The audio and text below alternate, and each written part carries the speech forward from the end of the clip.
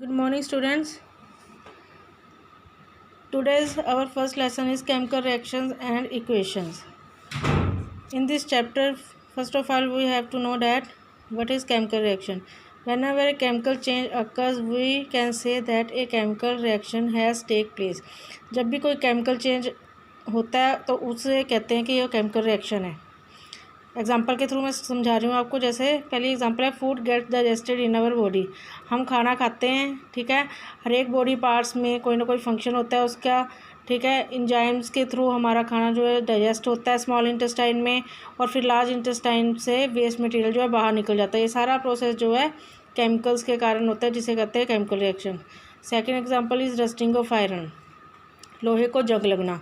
ये भी क्या है, ये भी एक केमिकल रिएक्शन है. जब आयरन मॉइस्चर और एयर के कांटेक्ट में आता है तो उसको रस्ट लग जाता है, जिसे हम करोजन भी कहते हैं. ये करोजन का टॉपिक आगे आएगा, वो आगे समझाती हूँ मैं आपको.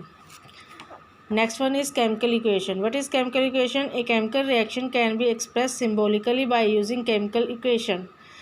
अब जो हमने केमिकल रिएक्शन पढ़ा, केमिकल रिएक्शन को ही हमने वर्ड्स में पढ़ा. अब केमिकल रिएक्शन को ही अगर हम सिम्बॉलिकली रिप्रेजेंट करेंगे, मतलब सिंबल्स में रिप्रेजेंट करेंगे, तो वो केमिकल इक्वेशन बन जाएगी. जैसे एग्जांपल है, इसको पहले हमने वर्ड्स में वर्ड्स में बता रही हूँ. Magnesium is burned into air to form magnesium oxide can be represented as. कहते हैं मैग्नीशियम जब हवा में जलता है, हवा की प्रेजेंस में जब हम उसको बर्न करते हैं तो उससे मैग्नीशियम ऑक्साइड बनता है. अब इसको सिम्बॉलिकली हम कैसे रिप्रेजेंट करेंगे, मतलब केमिकल इक्वेशन कैसे लिखेंगे? Magnesium plus oxygen gives to magnesium oxide.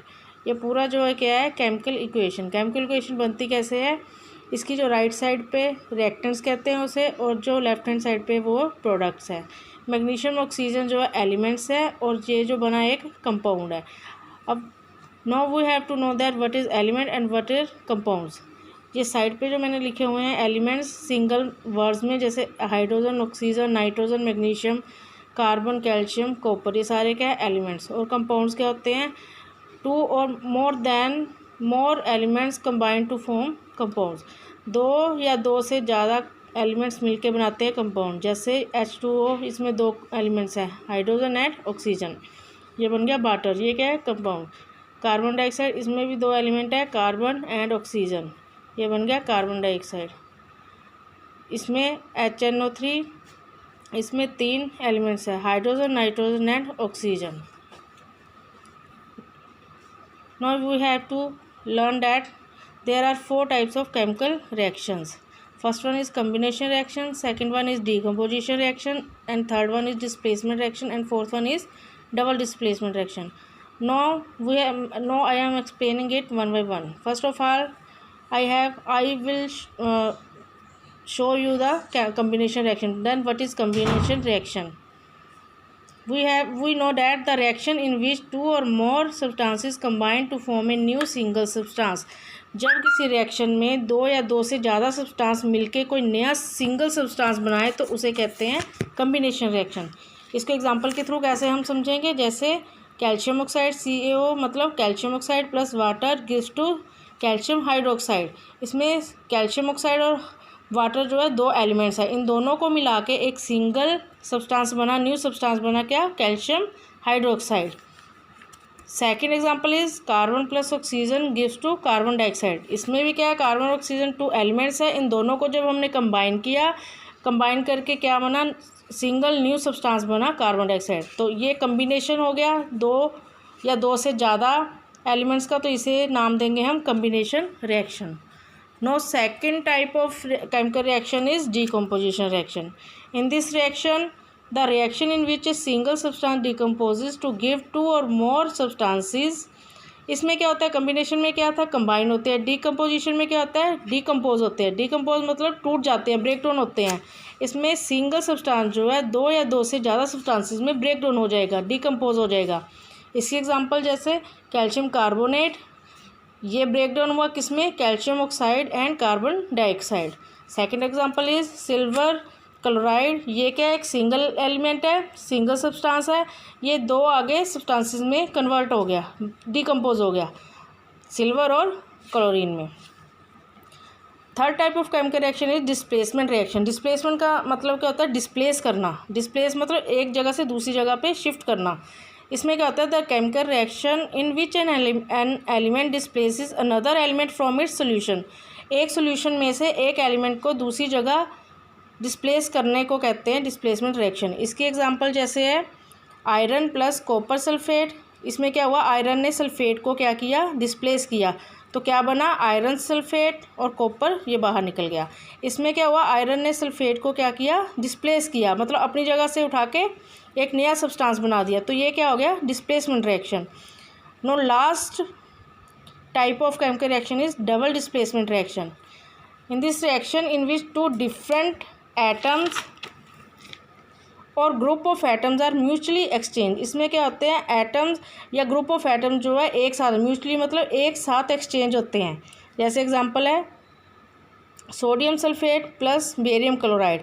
इसमें क्या होगा? बेरियम जो है सल्फेट को डिस्प्लेस करेगा और जो सोडियम है वो क्लोरीन को डिस्प्लेस करेगा, मतलब डबल डिस्प्लेसमेंट हुई। दो एलिमेंट्स जो है, दो एटम जो है डिस्प्लेस हुए। Okay, this one is double displacement reaction. आपको ये पेपर्स में क्वेश्चन ऑलमोस्ट 5 मार्क्स में या 3 मार्क्स में आता है, differentiate between displacement reaction and double displacement reaction. तो आपने ये सारा एक्सप्लेन करना पड़ेगा। आपको डिस्प्लेसमेंट रिएक्शन का अलग से आपको डिफाइन करना पड़ेगा, फिर उसकी एग्जांपल्स देने पड़ेगी, फिर डबल डिस्प्लेसमेंट को आपको एक्सप्लेन करना पड़ेगा और उसकी एग्जांपल्स आपको एक्सप्लेन करनी पड़ेंगी। Now next one is exothermic reactions. What are exothermic reactions? Exothermic reaction में क्या होता है? Reactions in which heat is released along with the formation of products. इसमें क्या होता है? इन रिएक्शन में, एक्सोथर्मिक रिएक्शन में हीट जो है रिलीज होती है, मतलब बाहर निकलती है, न्यू प्रोडक्ट्स फॉर्मेशन होती है और साथ में हीट जो है गिवन आउट करता है। जैसे एग्जांपल है इसमें मीथेन प्लस ऑक्सीजन। इसमें क्या हुआ? कार्बन डाइऑक्साइड, वाटर बना, ये न्यू प्रोडक्ट्स बने, इसमें फॉर्मेशन ऑफ प्रोडक्ट्स हुई और हीट जो है बाहर निकल गई। इसको कहते हैं एक्सोथर्मिक रिएक्शंस। इसकी सेकंड एग्जांपल है respiration is also an exothermic reaction. Respiration जो सांस लेना जिसको कहते हैं रेस्पिरेशन, उसमें भी एक्सोथर्मिक रिएक्शन है। हीट जो है गिवन आउट होती है, मतलब बाहर निकलती है, रिलीज होती है। Decomposition of vegetable matter into compost.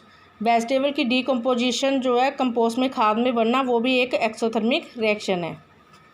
Next one is endothermic reaction. Endothermic reaction में होता है the reactions which require energy in the form of heat, light और इलेक्ट्रिसिटी आर कॉल्ड एंडोथर्मिक। इसमें जो है एनर्जी की ज़रूरत पड़ती है कि किस फॉर्म में? हीट की फॉर्म में या लाइट की फॉर्म में, इलेक्ट्रिसिटी की फॉर्म में।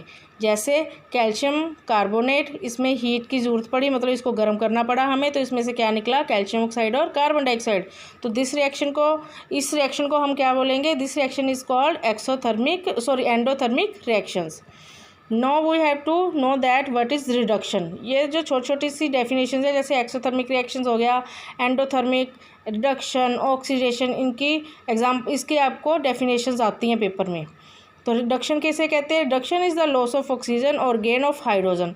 रिडक्शन में क्या होता है? ऑक्सीजन का लॉस होता है और हाइड्रोजन का गेन होता है। कैसे? जैसे zinc oxide plus carbon, zinc plus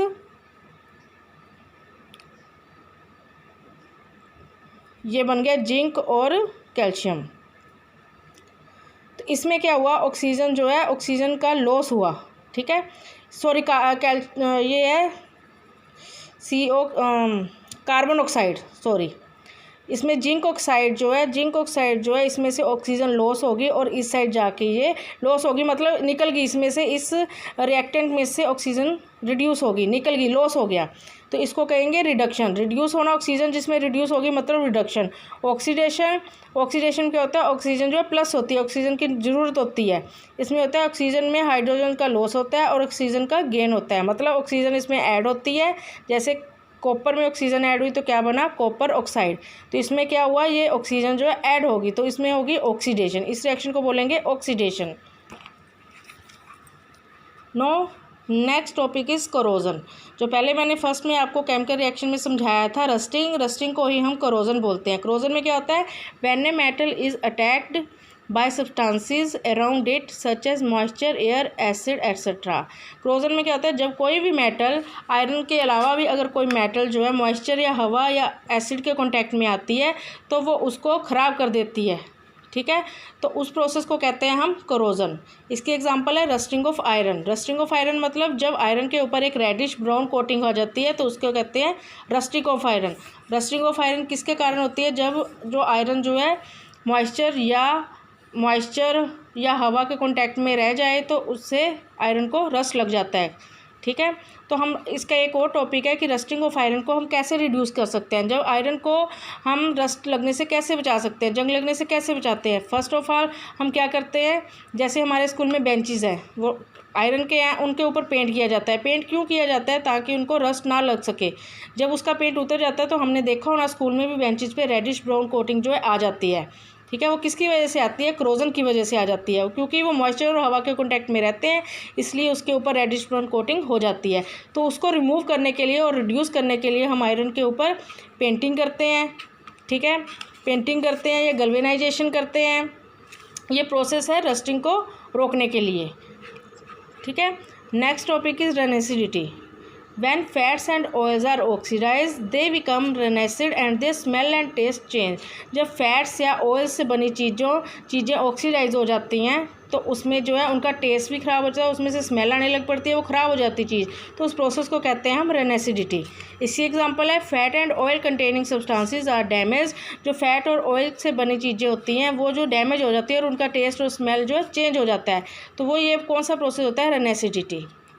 ये फर्स्ट चैप्टर मैंने आपको समझा दिया। आपके जो पेपर में एमसीक्यूज़ आएंगे वो मैंने आपको सेंड किए हैं और उसमें से आपको कुछ एक्टिविटीज़ भी आएंगी, वो भी मैं आपको सेंड करूँगी। एक्टिविटीज़ जो है इन सब टॉपिक्स के रिलेटेड ही होंगी, वो आपको करनी पड़ेंगी, पेपर में आपको आएंगी।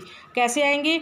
जैसे आपको कोई डायग्राम बना दिया जाएगा, उसको या तो आपने लेबलिंग करनी है या उस पर 1 या 2 ऐसे बना होएगा, कॉलम बने होंगे, आपने उसको वो करना है, लेबल करना है, ठीक है। उसको बताना है कि इसमें क्या आना है, वो मैं आपको बताऊंगी। आपने एक्टिविटीज़ वो करनी है, पेपर में वो आनी है एक्टिविटीज़। बाकी इस चैप्टर का एक और टॉपिक रह गया आपका, सिर्फ एक टॉपिक रह गया, बैलेंसिंग ऑफ केमिकल इक्वेशंस। हम केमिकल इक्वेशन को बैलेंस कैसे करते हैं वो मैं आपको नेक्स्ट वीडियो में आपको समझाऊंगी वो।